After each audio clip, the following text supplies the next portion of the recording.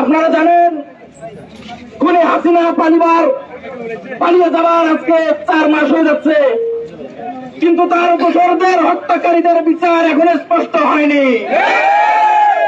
আজকে আমাদের আবারও মাঠে নামতে হয়েছে সেই বিচারের হত্যার বিচারের দাবিতে আবারও আমাদেরকে মাঠে নামতে হচ্ছে।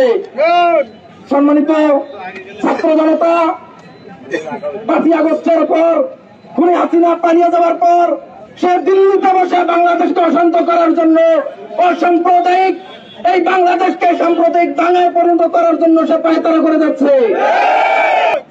প্রিয় ছাত্র জনতা, আমরা খেয়াল করছি মাননীয় প্রধান উপদেষ্টা সরকারের বর্তমান অন্তর্বর্তীকালীন সরকারের সরকারি কাঠামোয় যারা আছে তারা এখনো আওয়ামী লীগের দোসর। বিষয়টা হচ্ছে এরকম যে সরষের মধ্যেই ভূত, ঠিক এই কারণে এখন পর্যন্ত কোনো বিচার আমরা দেখতে পাচ্ছি না। এই সরষের মধ্যে যত ভূত আছে সবগুলো ভূতকে ছাঁটাই করতে হবে। একটি পবিত্র প্রশাসনিক কাঠামো অনতিবিলম্বে আপনাকে দাঁড় করাতেই হবে। যদি আপনি তা করতে না পারেন তাহলে জুলাই বিপ্লবের যে স্পিড সেই স্পিড বাংলাদেশের মাটিতে ব্যর্থ হবে ইনশাল্লাহ। আমরা তা হতে